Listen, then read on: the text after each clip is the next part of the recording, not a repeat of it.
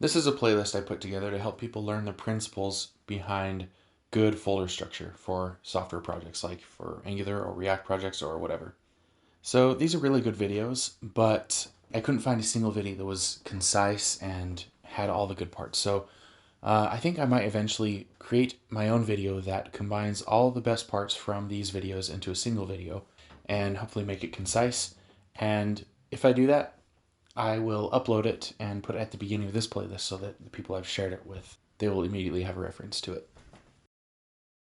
So basically, folder structure is about efficiency. So what you want it to do for you is allow you to find the files you're looking for quickly. So the files are where you would expect them to be. The second thing you want it to do for you is when you're editing features, you don't want files that are related to be scattered across the whole folder structure so that you're straddling multiple deep folder structures in order to make simple changes. You want files that have the same concern to be located near each other. The problem developers have over and over and over again, you can count on it, is when a new technology comes out and they create a new project with that technology, all they want to do is focus on that technology. They're really excited about it. They want to learn it. They're confused by it, and they're just trying to make sense of it.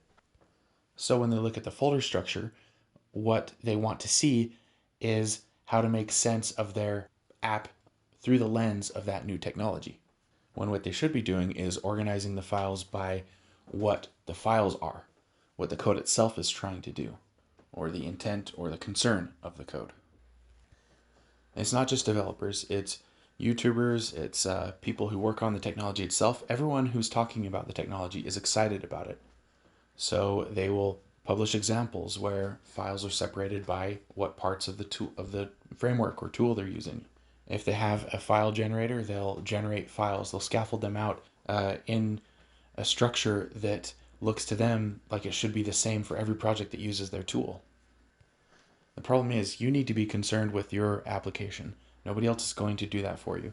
You need to understand what your application is, what data types it's concerned with, the tools it's using and the different features, the frameworks it's using. That should be secondary. So if you set up your folder structure to mirror the tech stack you're using instead of the application itself, it's going to work out great for the first few days, but pretty soon you're going to be fighting the folders in order to get anything done. So the first video I included just shows how developers tend to focus on the technologies they're learning instead of the code they're writing. And it's just the basic example that all developers encounter first, all front-end developers: HTML, JavaScript, and CSS. If you're new to these technologies, you will see those as separate concerns, even when they really should be the same concern. It really sets up the second video by Fun Function that explains why this separation, specifically HTML, JavaScript, and CSS, isn't the right separation of concerns. It's a really great video. If you don't watch any other video in this entire playlist, you should watch that one. The video after that shows an example of MVC projects having a folder structure that is more concerned with the technology than the application. They have a folder for controllers, one for views, and one for models. And this example folder structure is ubiquitous, but it's the wrong folder structure in my opinion. And the next video kind of explains why. It's a talk by Bob Martin where near the beginning he shows a Ruby on Rails project and talks about how when he first saw this project that his son, I think, was working on, he knew it was a Ruby on Rails project, and he thought, that's strange. The framework it's using shouldn't be the first thing that I see. So it's a really great talk. He talks about more than just that, just a lot of good things about architecture in general. But the main point is to not couple yourself too tightly to a framework, even to the point of organizing all your files according to how it fits in the framework. He talks about how understanding and changing the application itself has taken a backseat to the tools that are just supposed to be enabling it. So that's probably the second most important video in this playlist, the one by Bob Martin. And then after that, I just have a bunch of videos that show examples of bad and good folder structures. And by this point, you should be able to tell the difference. Yeah, like I was saying, everyone talking about a technology is focusing on the technology. and all their examples, all their documentation, everything. It's going to mirror their folder structure is going to mirror the different pieces of the technology or framework that they're showing off. So I actually found way more bad examples than good examples. And I think most of the bad ones were inside tutorial series. So yeah, an entire playlist that someone dedicated to teaching a technology. So it makes sense that within that playlist, they'd have a video where they recommend a folder structure that is strongly coupled to that cool, awesome technology that they're teaching. And yeah, this is a really predictable problem that people have. I've seen it over and over and over and over again. First, it was separating HTML, JavaScript, and CSS, and even Angular that did that the most. They've moved over to a component architecture, but they still keep the separation between HTML, JavaScript, and CSS. Although you can't really have that separation. You have CSS inside the HTML, and then more and more people are moving towards single file components, which I think is a great thing. But you see this with everything. I think one of the things I saw in the examples is somebody created a folder for the React project called hooks. Like, so every hook that you could possibly want to use is inside that folder. Like, no matter what feature it's for, you're going to find it in that folder. That's kind of crazy to me. What are the odds that when you're working on the user profile page, you'll also want to work on the user profile hook that fetches the data or something like that? The odds are extremely high.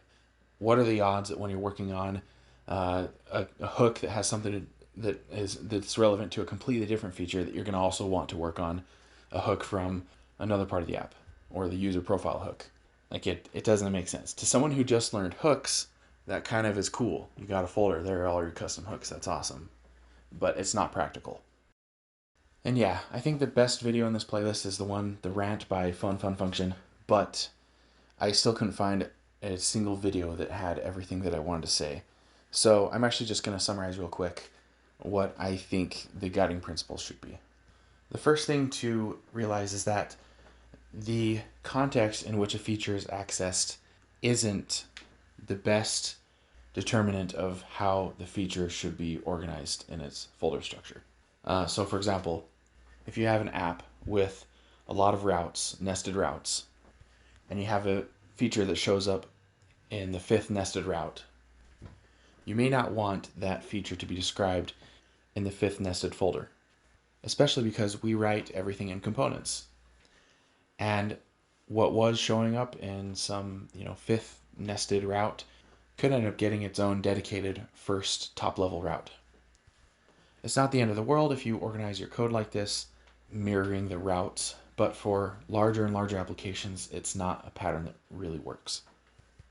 What you want is for each feature to be self-contained, not dependent on features that have nothing to do with them.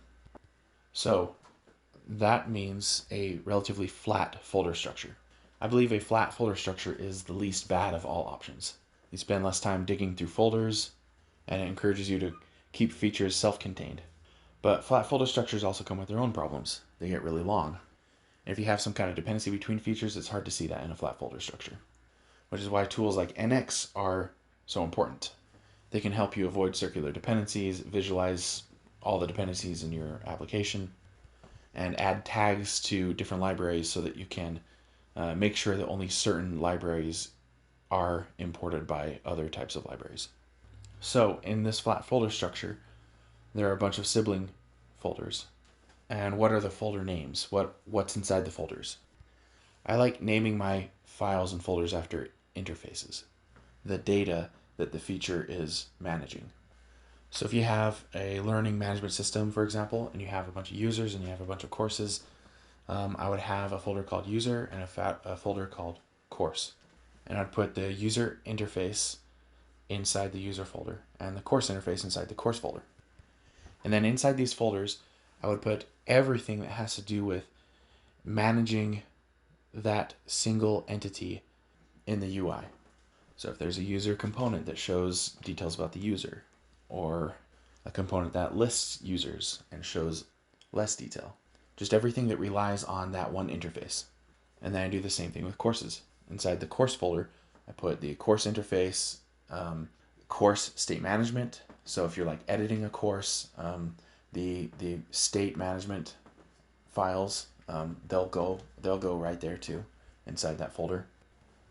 Because these are the things you tend to work on at the same time, and you might have a concern. What if inside the user profile you want to show courses, what courses they're taking, or something like that?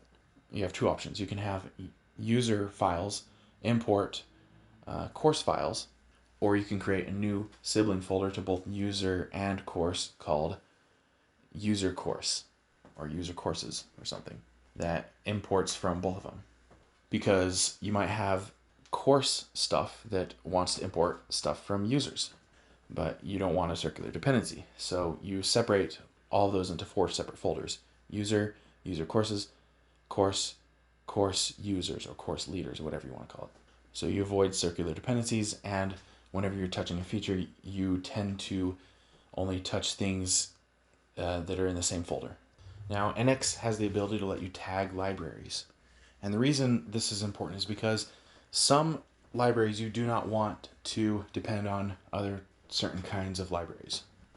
For example, if you have a library that's supposed to be just presentation components, you don't want it to be importing from libraries that access services or APIs, because then it just isn't a presentation component library anymore. It's an entire feature. So the number of other libraries that could have imported it goes down because they may not have access to those same APIs or services, or you don't want them to. So this is kind of a split in the tools that you're using. It's like a split in dependencies. So NX, they recommend prefixing your libraries with a couple of different kinds of prefixes.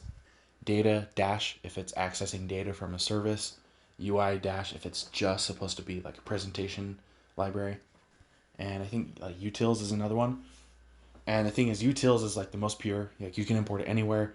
Data dash is like it's the least pure because it comes with the most baggage, with the most environmental requirements, the most contextual requirements. And then UI dash, it's like between those two. So it's after utils. It's easier to use, but basically you can think of it as, what do they depend on? Utils, they depend on native language features, or maybe generic libraries like Lodash, utility type things. Things that aren't coupled to a framework. The least coupled things. You don't want a utility library to be importing something that depends itself on React or Angular or a specific API. Then it would turn it into code that is highly coupled instead of decoupled. Okay, but this is almost not the right separation of concerns. It's practical, but what you'll find yourself doing is editing files from completely different folders at the same time. When you're working on the user page, you'll be looking in a data-user API library or data library. You'll be looking in like some kind of auth utils library or something, or utils-auth according to the NX recommendation. And then also like a UI user or components, or however big, depending on how big your code base is, or maybe both. So I honestly think that it should all be in the same library, but it is a problem. You do need to have clarity when you're importing from libraries, that you're not you're not coupling yourself to something you don't want to. So what I personally wish is that NX would have a folder structure where instead of having a barrel file for an entire library, you'd have like 4 different entry points. One for utility stuff from that folder. So let's say you're dealing with a date interface or something, a date model. So you'd have like date utilities, and that would be, whatever extra stuff you create to deal with dates, like pure JavaScript objects, date objects, or time or processing dates, like finding distance between dates or whatever. And then also in that same library, you'd have UI components that deal with like picking dates. Maybe you want to be a pure date picker, whatever. Just anything to do with dates would be all in that library. But then you have like a barrel file or an entry point for just the utils stuff, and one for all the component stuff, so that you can import them without coupling yourself too much. Okay, maybe that's not practical, but NX does involve very deep folder structure, so just there's a lot of boilerplate in it. So kind of a compromise that I do is I just change one thing. Instead of having a prefix of data or utils, I have that be the suffix. So you'd have date dash utils and date dash UI. Then at least when you're working on one, it's easy to find the other. You just scroll a little bit and it's in that folder.